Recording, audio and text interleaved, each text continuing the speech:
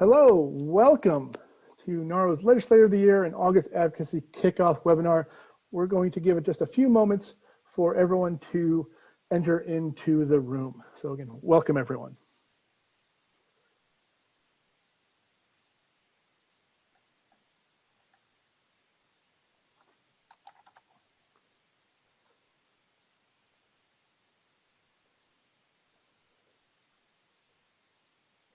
Welcome everyone. We're just give it a moment for everyone to join our webinar today. Let everyone into the room. We'll be starting in just a moment.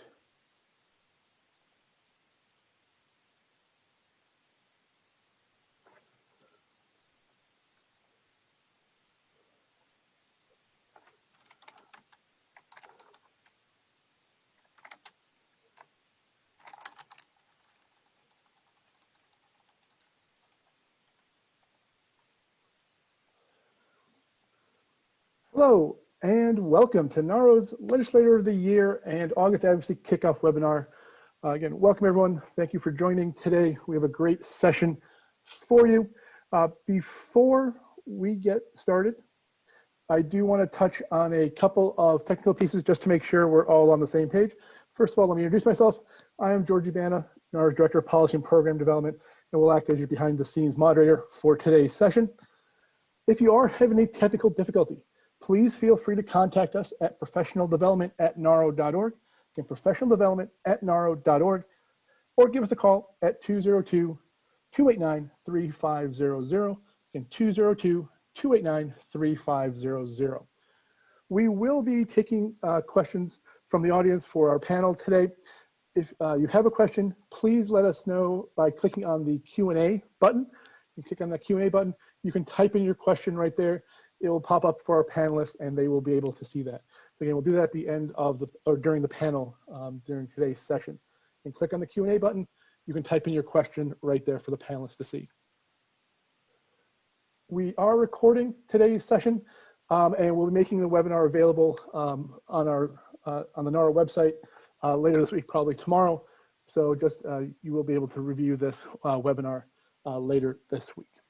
With that, again, welcome everyone.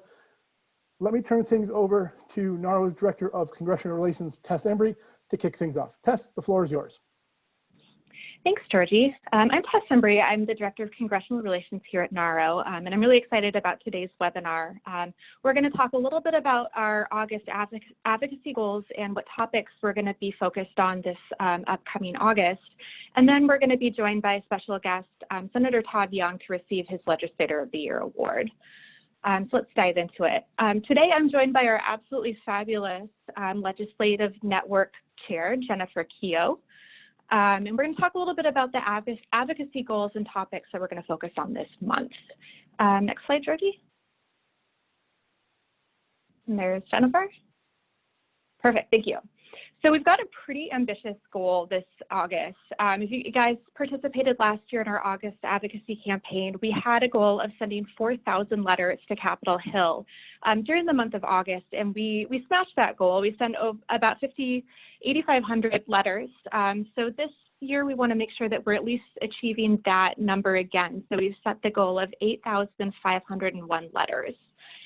Every August, members of Congress go back to their states and districts. It's a really great time for you as constituents to connect with your lawmakers while they're at home and while they're not being distracted by things that are happening here in Washington, legislative moving, that kind of thing. So August is a really great time for us to focus on some topics that don't necessarily get as much attention throughout the year here in Washington, D.C. With that in mind, the last few years we've launched these advocacy campaigns focusing on different topics related to housing and community development. Each year we've had pretty ambitious goals of sending letters, specific number of letters to Capitol Hill, and we've managed to achieve and exceed those goals every year. So I know that you guys will be helpful to us and will send those letters every week to make sure that this isn't the first year that we don't hit that letter goal. So we've got a good schedule of letters set for you guys. The first week, we're going to be focused on COVID-19 relief, make sure that there's another emergency package passed before legislators depart for August recess, and that housing and community development programs are included in that. Week 2, we're going to shift a little bit. NAHRO just put out a new housing proposal a few weeks ago. So the middle part of August, we're going to pull some topics from that to try to start to have that conversation on Capitol Hill about some of the big, bold ideas that we want to see happen as we start to think about economic recovery and make sure that recovery is equitable for everybody. So week 2, we're going to be focusing on making sure that everybody who is eligible for a voucher receives a voucher. Week 3 will be focused on increasing the affordable housing supply. And then week 4, we're going to be focused on increasing access to resident services to ensure that those receiving housing subsidies have a successful time receiving those subsidies. And then week 5, like we typically do, will be focused on fiscal year 2021 transportation HUD funding as we get closer to that October 1st fiscal year start date. Jennifer, did you want to say a few words about August advocacy before we turn to the roundtable? Sure. Can you hear me okay? Yep, we can hear you. Great. Good afternoon, NAHRO. I am so excited to be here. August Advocacy Campaign is probably one of my favorite parts of the summer, although I am coming to you from the northern part of Minnesota today. I'm at Sugar Lake Resort, and so I'm on vacation with my family. And because I love August Advocacy and all things NAHRO, I am here today to participate in this webinar. And I want to thank all of you for joining us today and placing a priority on advocacy. It is when we lift our voices that we make an impact. And I will tell you that there is no better time than now to make sure that Congress and the White House hear what we need. And we know that when we lift our voices and we speak up for the families that we serve and the programs that we administer, Congress hears us. We're gonna have an opportunity to award Senator Todd Young, who's from Indiana, he's from my region, the North Central Regional Council of NAHRO. And I'm excited to be able to honor this because he has heard our voices and he is a champion of housing and he works with us. It's a pleasure to be able to participate with Tess and with our wonderful group of panelists. You're going to hear today from George Guy, who is from the North Central Regional Council of NAHRO. We're going to talk with Shantae Evans and as well as John Mahone. And I get to kick us off the roundtable conversation with my dear friend George Guy. So with that, Tess, should I get started? Yeah, let's dive right into it. Okay, that sounds good. All right, George, are you ready? I think I am, my good friend Jennifer. Okay, good. So George, first question I have for you. You know, I served for 2 years as the president of North Central Regional Council of NAHRO before I took this appointment from Sunny as ledge chair. And so you know that advocacy was a big part of our platform together as president and senior vice president. And we had a pretty fierce regional competition last year to see what region out of the 8 regions of NAHRO could send the most letters. And we had it in the bag for the first 4 weeks.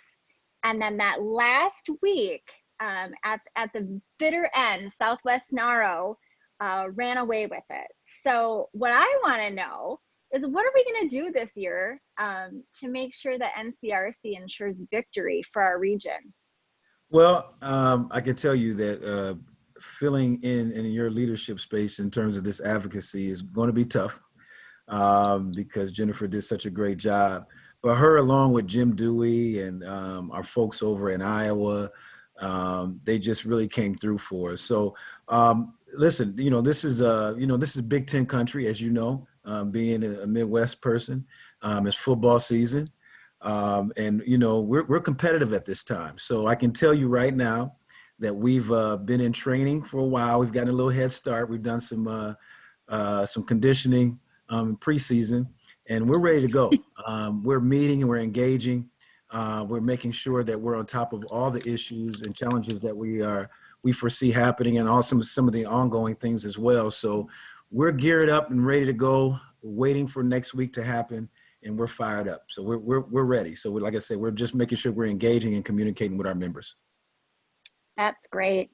I did get a text message yesterday from Mike Gerber, who was the chair of the LegNet the last term, and he wants to make a small wager.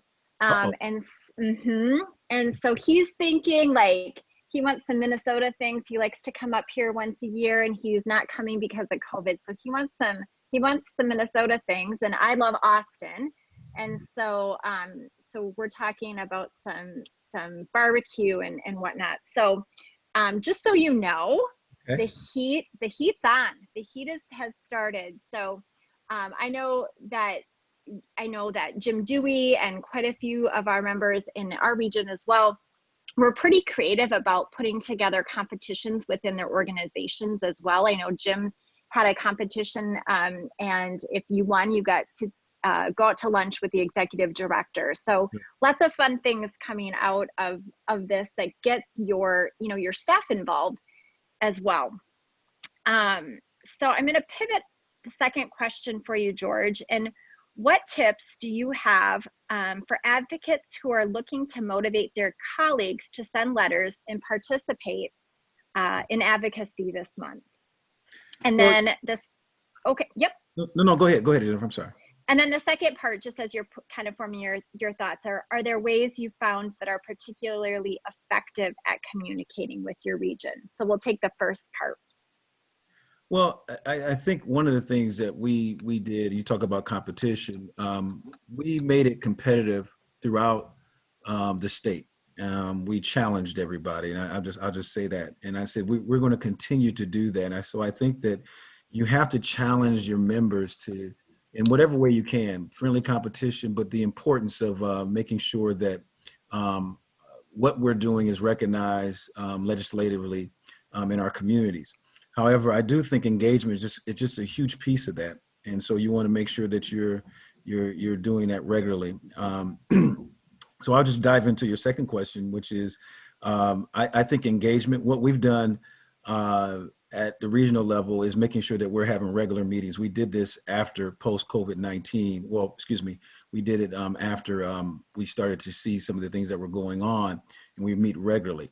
So we're able to really stay engaged with some of the topics that are going on, and we're really relentless about the challenges that we all have, whether you're at a small housing authority or a larger housing authority. We're making sure we're all on the same page, and we understand as a region how important it is that we have the resources and tools necessary to address the matters that we're faced locally. So again, it's engagement, being relentless about our work in our communities, and making sure that we're all hand in hand, no matter what state you're in. And again, some friendly competition always helps in terms of some encouragement and things of that nature.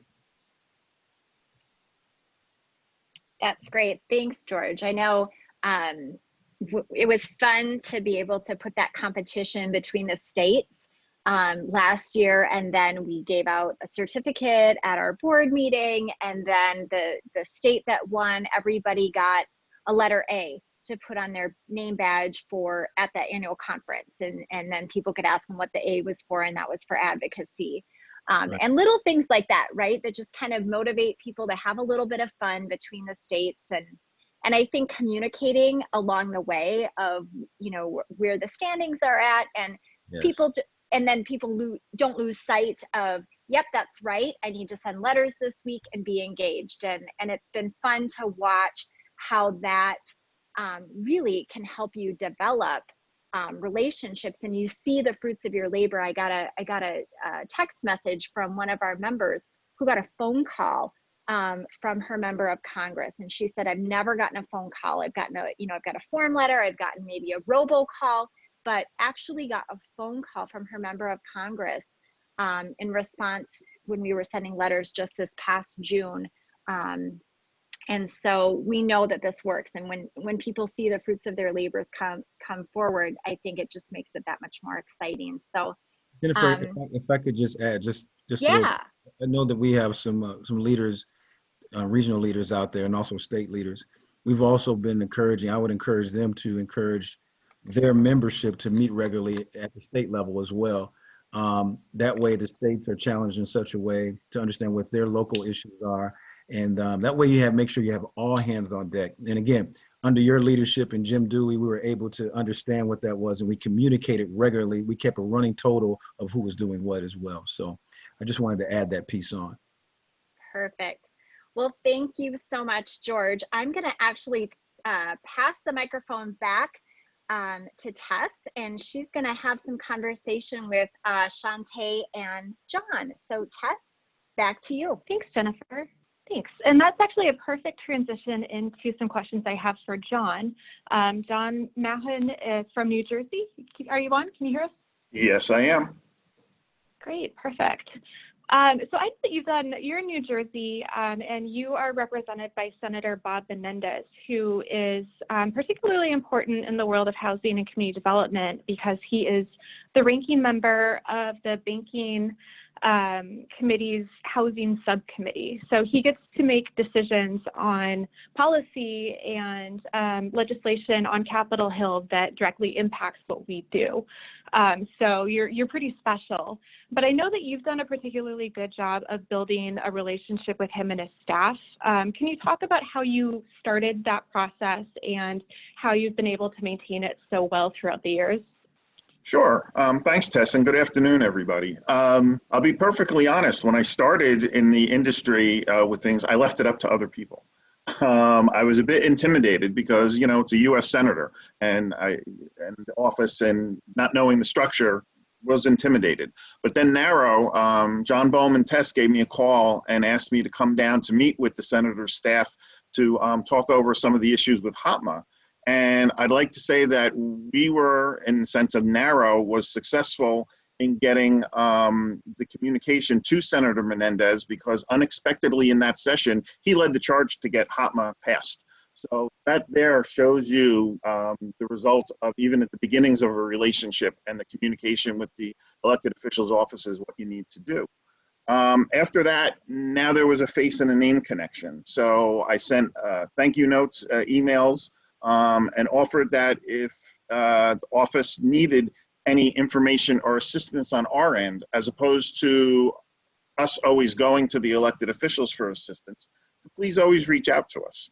One of the things I learned recently, and I don't know if it's an administration thing, you know, a Democrat versus Republican, but the office doesn't get notifications from HUD. Those FAQs that went out were not reaching the elected officials' offices, or at least not Senator Menendez's. So learning that, I now periodically send them either very important issues that I feel they need to be updated on or other things we've dealt with in the past. I try not to inundate them with things because they have a lot going on, but I still try to keep that communication open. Also, I tap into NAHRO. When I know I'm going to be communicating with their office, I bother Tess and Adrian and Georgie and see if there's any issues that they would like me to bring up on behalf of NAHRO. And also, just to a certain degree, just check in every once in a while. You know, make sure that they need anything, say hi, thank you. It always works. I know things, you have to almost look at it on two levels because there's a local office and a national office, the DC office, excuse me. I tend to focus more on the DC at this point because dealing with NAHRO, it's more of the national issues.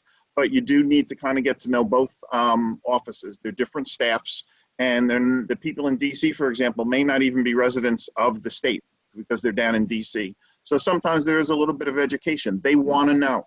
I've never heard anybody say you're telling me too much, but I try to temper that also because I value their time. And I think that kind of covers it a little bit. Is that okay, Tess? Yeah, thanks. I think I remember, was that meeting, the staffer had her dog with her? It was a cute dog, I remember that. But yeah, it's a really good point about offices don't necessarily see all of the HUD stuff or don't necessarily see local articles about relevant topics, that kind of stuff. So that's a really good tip if you're looking for ways to continue without harassing your contacts within a member's office. sending them little notes with a, hey, did you see this, is always a really good thing to do. That's really helpful. And I know that you've got that good personal relationship built with the office, but I know that you've pulled New Jersey as a state along with you. How are some of the ways that you've coordinated with others in New Jersey to make sure that the PHA voice statewide is strong within the office? Well, whether it's unique or not, New Jersey is extremely political and size-wise extremely small compared to many other states, not population-wise. So, for example, most of our New Jersey NAHRO board has contacts that ebb and flow with elections, but they have contacts with elected members at different elected officials at different levels. So, what we've been trying to do is get the information out from National NAHRO to the board, and then they can in turn use their contacts, whether it's someone at the local office or a separate relationship that they've established, because it's really a team effort. And I do have to give a shout out to one of our LegNet members from New Jersey, Kim Gober, who really stays on top of things much better than I can. And she gets the info out and has established her own relationships. So it's not just up to one person, it's up to everybody to kind of work together as a team. As I said, also take advantage of when we're back to normal. Take advantage of those visits in DC. A well-organized, concise, yet informative exchange shows respect and interest on both sides, and it goes a long way. It really does. And I would kind of say, remember that you're a constituent of the elected official, and obviously vicariously, but through his staff. So the elected officials want to help, but is also an obligation on your part to make things as easy as possible and give them all the information or even solutions to try and help and solve your problems. Your specific issue is very important to you. It's very important, period. But think about how many issues are presented to the elected officials.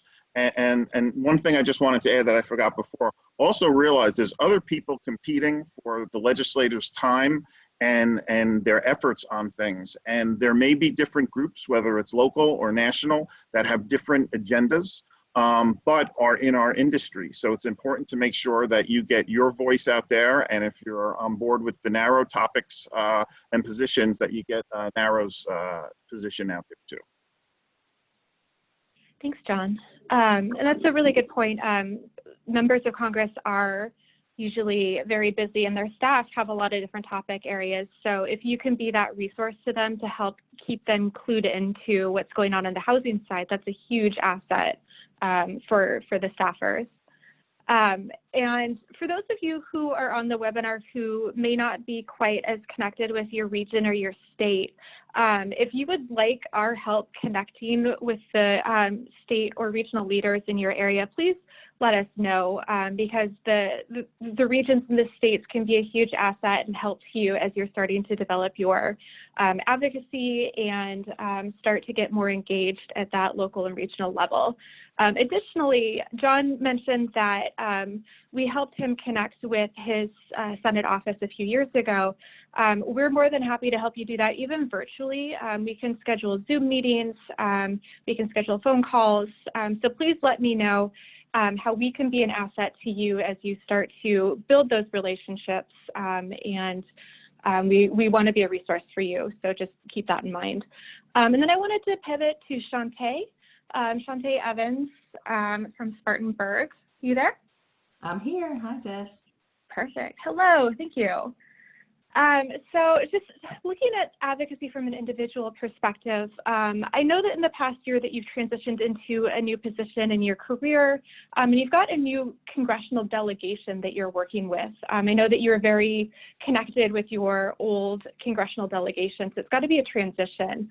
I'm just wondering if you could talk a little bit about how that went, how you've gone about developing those new relationships with those legislators, and just how that transition has gone.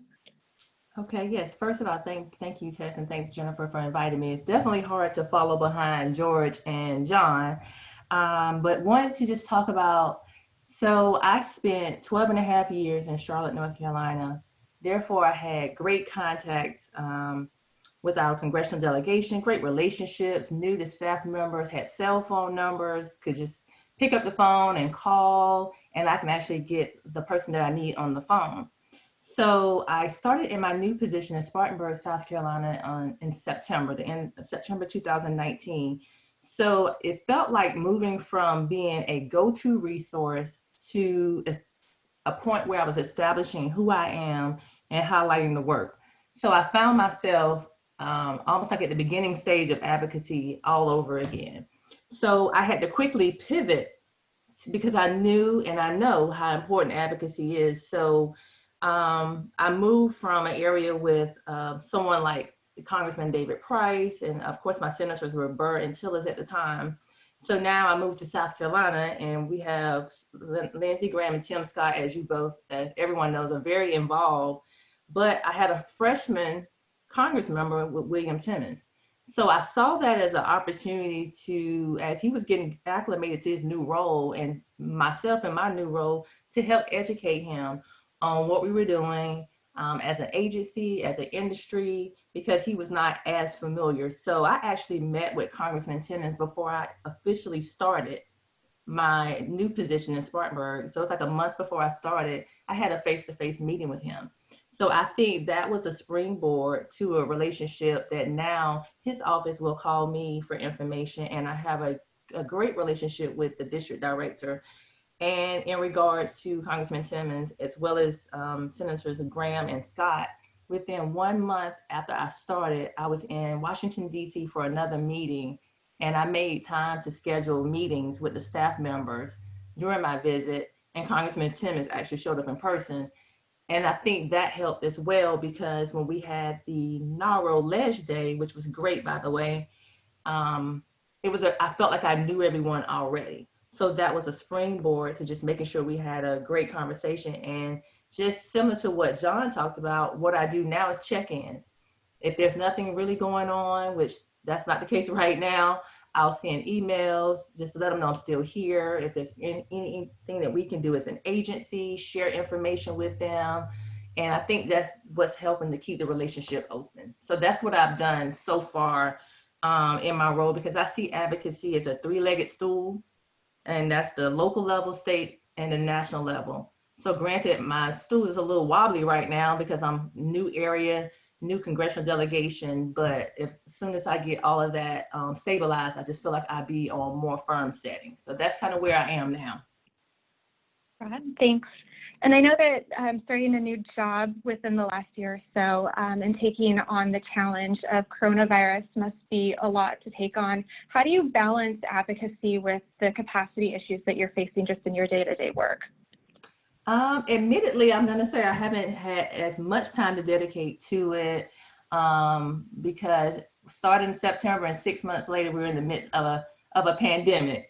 But advocacy, I think of it as a part of what we do and not just another task. So even if it's just emails or phone calls or just any information sharing that I can do, but I have to say that the action alerts are very, very, very helpful. Because it's simple, it makes it easy to send letters. So if I don't have a lot of time to craft my own letter, I can just tweak what's already on there and send it out very quickly. And that's been helpful. And I know just Mike Sweet from our region is really good about sending out the messages as well to just encourage the team to send letters. So just any tips to someone that is constrained on time, like I found myself, I would say definitely take advantage of the virtual outreach to your officials. I mean, we all on virtual platforms now, but use that to your advantage to reach out to your elected officials. Similar to myself, make advocacy part of what you do. So we are in the process of developing a new strategic plan, and I am incorporating advocacy in the plan because we want to develop a government relations framework. So it'll guide the work that we do. So it's part of our work processes every day and not just one more task. And another thing I would say too is just do what's best for you. All agencies are different, all locales are different. It's good to talk to colleagues like John and like George and learn best practices, but you have to make your advocacy efforts fit for your agency and fit for your state. And then last but not least, I would say get your board involved, get your staff and your other partners involved to help you in your advocacy efforts so you're not the Lone Ranger. I found in the area where I am now, the United Way and the Chamber have great contacts. So I have learned how to basically capitalize on those contacts to help me open up some new doors that would have been a little bit more difficult for me being someone new to this area. So definitely take advantage of your relationship with your local partners, because they may know someone a little bit more or more directly than you do, and that can help you open up doors. Great. Thank you so much, Shantae. And it looks like we've been joined by the senator. George, did you want to introduce Sunny and say a few words about your senator? Yeah, of course. No problem saying good words about Senator Young. I can tell you that Senator Young has been very supportive of our efforts here in the great state of Indiana. In fact, he's challenged us to be a little bit better just by some of the things that when we go to visit him. A few years ago, and, it's interesting, Shantae talked about local. In Indiana, we're faced with obviously the challenges of the country, but he has said, hey, one time we were in there and we had a nice conversation. He said, well, out of these things, what is important to Hoosiers? So we were challenged at that point to then go out and develop a white paper for our state. And I think that helped us and maybe helped him and his team understand how are these issues reflected in terms of the country. So last year, he brought— Sorry, not to interrupt you. It looks like I just got an email from the senator's staff. He may be a couple of minutes behind. Okay. So hold on. I want to make sure he hears your good words about him. So just ask for an ETA. I'll get confirmation from his staff once we get that. While we're waiting for that, why don't we just pivot into a joint conversation with the other panelists, with John and Shantae. I'll ask one more question while we wait to see what his timing is. His staff said that he is wrapping up a floor speech on the Senate floor. This happens pretty frequently whenever you have members of Congress participating in events. So it's almost like we're actually on Capitol Hill today. So just one last panel question for the panel. If you guys had one tip for anybody, is they're looking to expand their advocacy and learn a little bit more about advocacy, like what NAHRO tools, what's the most helpful tool that you've found available to you? I'll go ahead and start. I can tell you this is very important. I think the staff utilizing Tess and Georgie and their knowledge base has really been huge for our region. And so some of us, we may not be as versed with legislation as when it comes to legislative things and bills and things of that nature. And what it does is having Tess and Georgie and using their intellectual space, it really helps us to understand why it's important and what to be talking about and how it impacts, what the impact is locally as well as nationally. So I think that has been really helpful. And also utilizing additional resources that you may have available, local community college professors or university professors that are in that political science area. But I can tell you that we really leaned on NAHRO staff, and they've been really tremendous in terms of engaging our members and understanding how important it is and what the issues are today.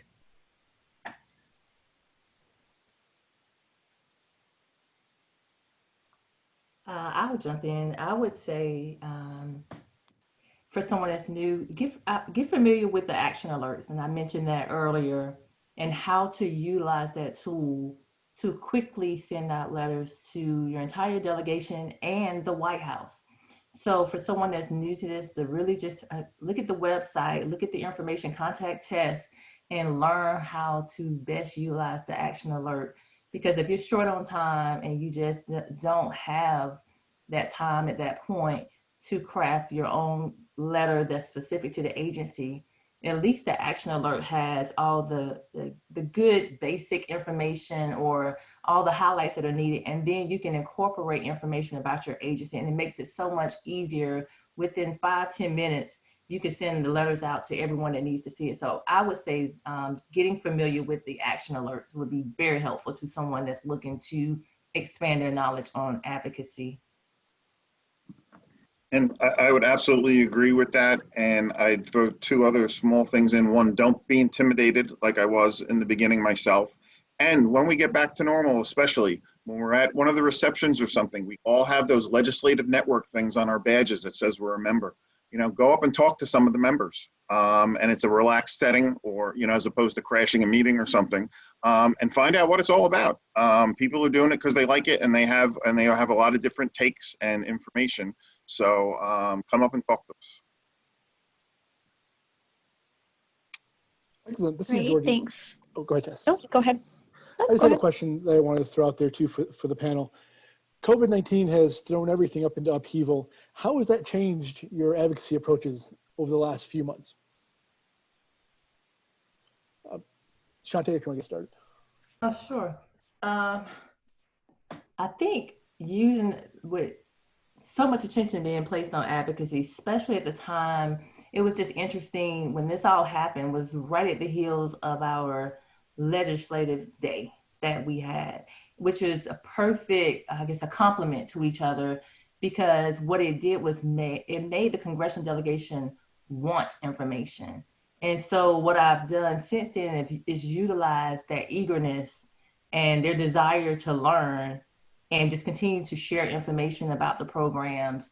And even I asked the question, I was like, hey, if you don't mind, I'm going to send you information about the work that the Spartanburg Housing Authority is doing and what we're doing as an industry. And in all cases, they said, we definitely don't mind, that would be helpful. So I'm just using that to my advantage to educate during this time. But also when I need something, it doesn't feel like it's always an ask, that they don't feel like you're only coming to me when you need something. So I would say that's what I've done. I've just utilized that to my advantage since they seem to be a lot more open right now.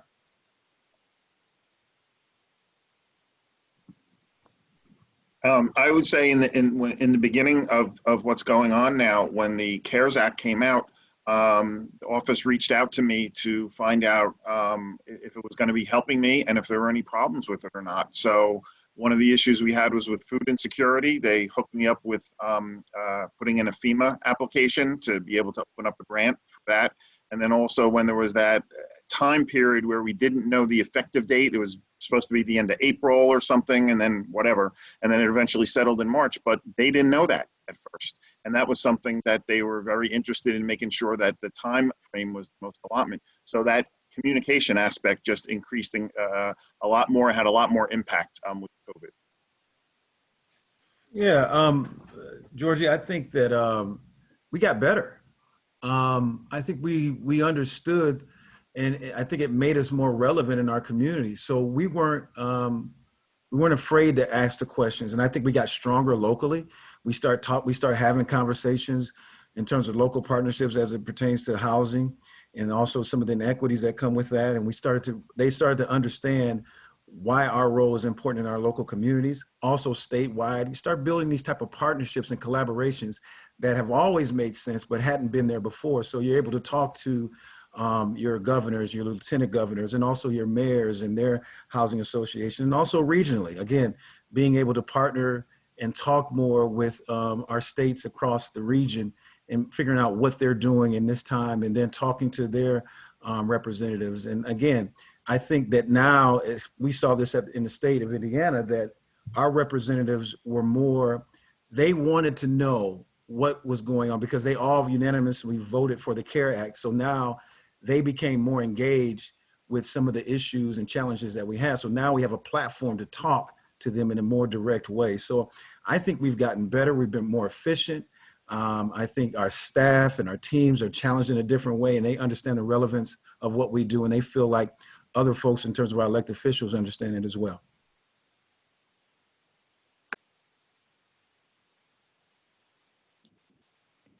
Great, thanks. And one thing I wanted to plug, for those of you who haven't joined Twitter yet, here in DC, for better or for worse, Twitter really dominates a lot of our lives. It dominates the news cycles, and it is one of the better ways to connect with your lawmakers. You can tweet at them, you can get messages across to them pretty easily. So if you have not joined Twitter, I would recommend just you don't even have to join with the intention of tweeting. I just want to put a plug in there for using Twitter just to get started, play around with it, get a sense of it as a platform and basically as a news source.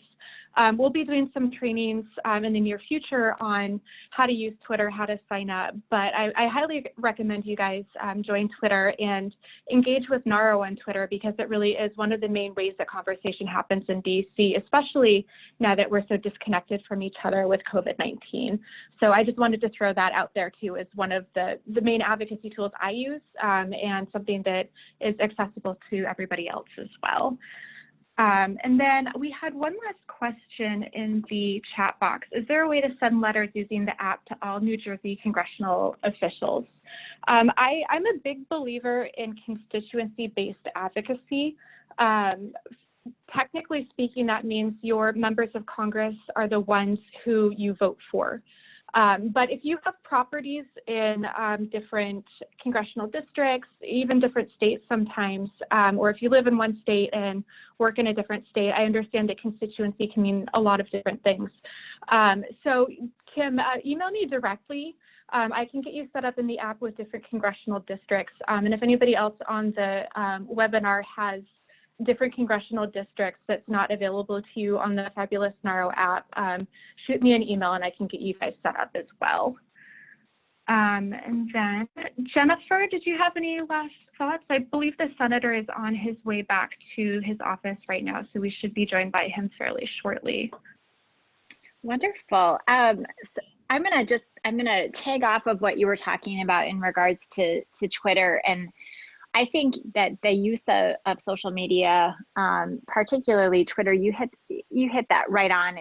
That's so much of where the information is coming from. And I think Shantae was even saying that, or George was saying that you don't have to know everything, right? And lean on NAHRO for that. And Tess, one of the things you are so good about letting us know, hey, this is heading to the Senate floor.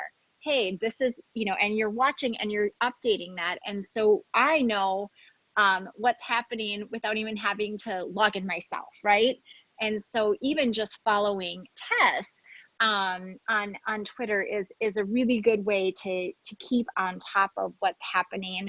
And like you said, tagging, if you're so bold to put something out there as a thank you or something you're working on, and then tagging your member of Congress, or whether it's local, is a really good way, because we know that that they're connected through at least Twitter, through that social media platform. So if I'm doing something and I want to make sure that Congressman Omar or Tina Smith's office or Amy Klobuchar's office sees it, I will tag them on it. If it's something that I want them to be aware of, I will, I'll retweet something and maybe tag them on that.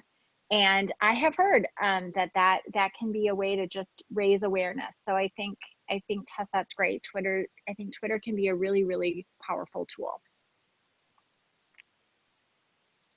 Great, thanks, Jennifer. And just one last plug before we turn over to the Congressman. August Advocacy has become a really important tool that we've used at NAHRO to get across some of the things that we want to communicate to Congress.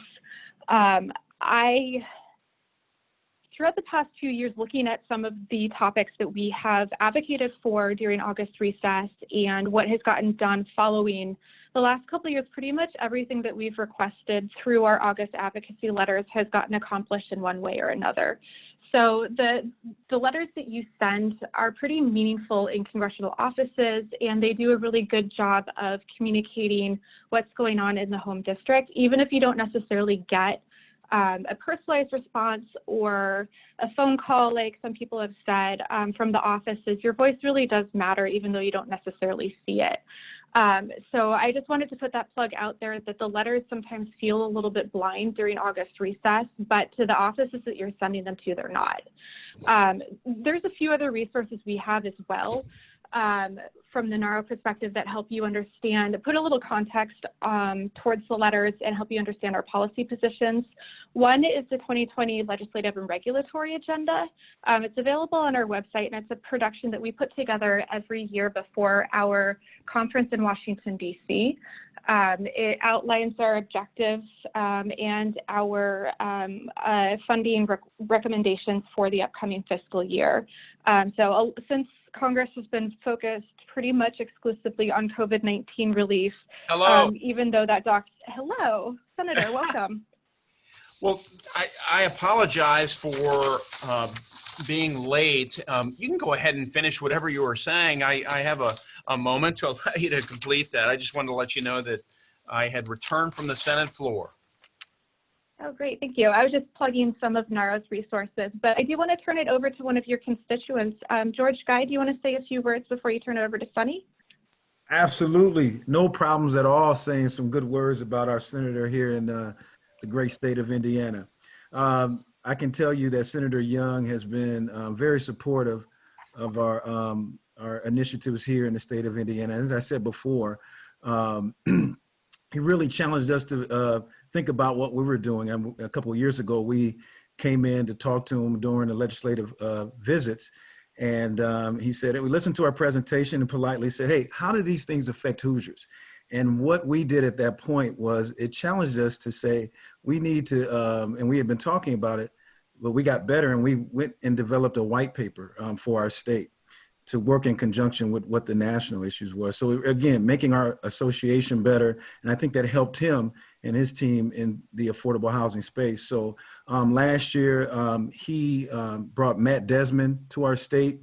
And I think that was good in terms of recognizing in local communities that how important it is in terms of affordable housing and kind of what's behind the scenes with that. So I think it was an eye opener for our state. And I'll say lastly, he really has been a leader in the affordable housing space and taking some political leadership in that regards and talking about things that promote equity in our local communities. So I think that, he's getting it right and he's been a good partner of ours. And we're glad that there's some acknowledgement on that front. So I'll just go ahead and before we introduce the senator, I'll just introduce our great leader, Sunny Shaw.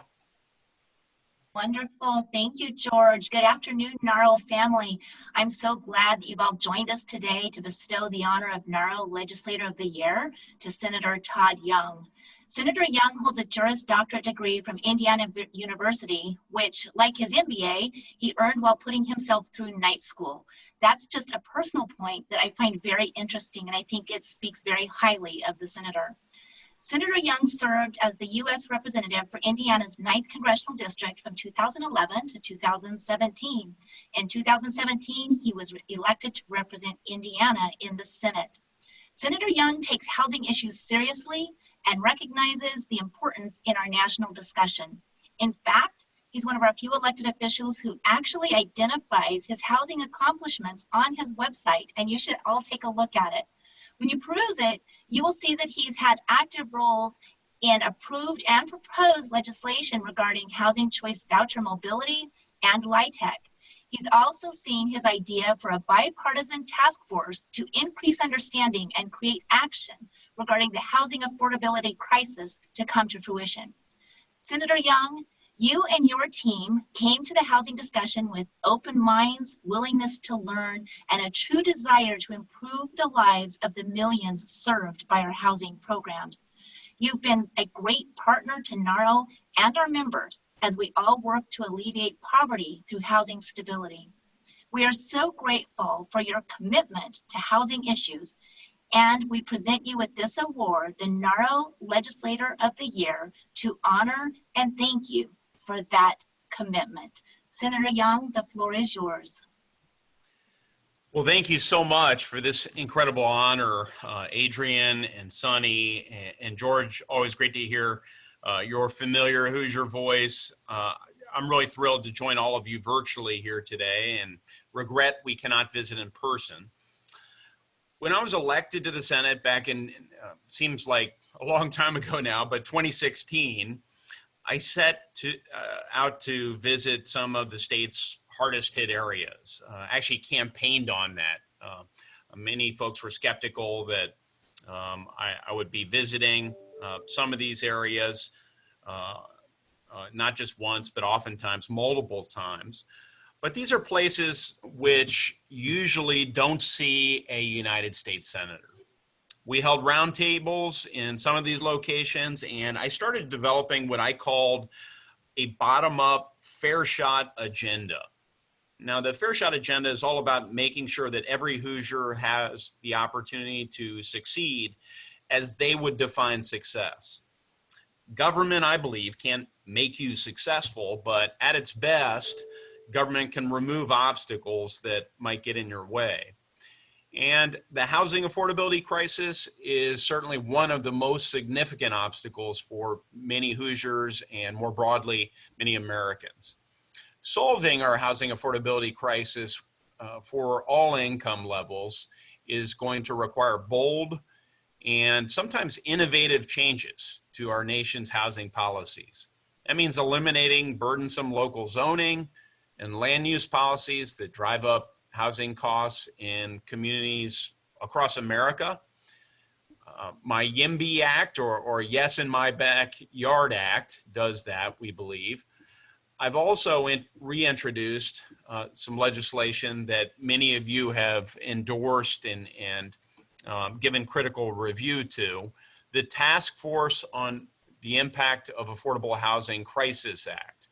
Now, this bipartisan legislation would assemble a group of experts to try and better understand the housing affordability crisis so that we can ultimately take legislative action and end the cycle of poverty for millions of struggling Americans.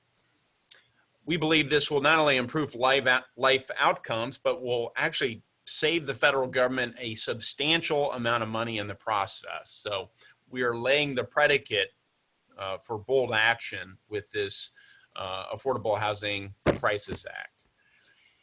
In 2019, I took action by introducing something that's already been mentioned, the Housing Choice Voucher Mobility Demonstration Act with Senator Chris Van Hollen. Now, many of you know this is not in reality a pure demonstration project. We know this works. We know that allowing people to move from lower income areas, especially single parents with children, to slightly wealthier areas or areas that they personally regard as offering more opportunity improves lives substantially, because we've seen it in localities around the country. But by implementing this legislation at the federal level, by seeing that it is funded, we have the opportunity to prove on a bigger stage that this is effective and I believe to expand the program in the future. So I credit my colleague, Senator Chris Van Hollen, for joining me on that legislation, which the president has already signed into law. The bill authorizes this evidence-based programming that has been popularized by the economist Raj Chetty and his good work, demonstrating that this is a proven way of improving the circumstances of the least among us, so that they can receive housing vouchers and move to higher opportunity areas. It will incentivize greater choice and mobility in HUD's existing Housing Choice Voucher Program. And just last week, I joined HUD Secretary Carson to announce the official establishment of the program. So this is getting a lot of press. It's getting attention within policy circles. And I know all of you will amplify the creation of this program and help us ensure that we continue to ensure it's properly resourced in coming years. This will help break and go a long way towards helping to break the cycle of poverty that too many Americans just can't escape. These are the people I represent, the people in those areas that I return to, that aren't used to seeing U.S. senators, and where too often, by putting a fine point on it, one's life outcomes are determined by the zip code in which they were born. That is antithetical to what this country is all about, and we need to do all we can to fight against those forces. So the fight to ensure access to safe and affordable homes for all Americans is far from over. You know that. You are on the front lines of this effort. All of you deserve a piece of this award I'm receiving today, and I commend you for your leadership. More importantly, I look forward to continuing our work together to solve this housing affordability crisis. And I thank you very much for this opportunity. Once again, it's an honor to receive this award from the National Association of Housing and Redevelopment Officials. Thanks for having me. Great. Senator, thank you so much. This is Adrian Todman, the CEO of NAHRO. Thank you so much for joining us and for receiving our award so graciously. I mean, your comments and your work certainly demonstrate that affordable housing is and should be a bipartisan issue because it impacts so many among us.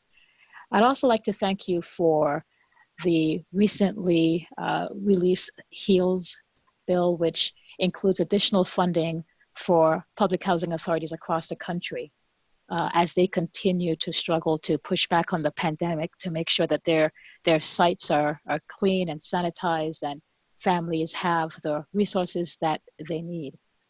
Thank you for that. Thank you for your leadership in that as well. You've clearly said that housing is not just an urban issue, it's a suburban and rural issue. And I know that we see that throughout Indiana and other states.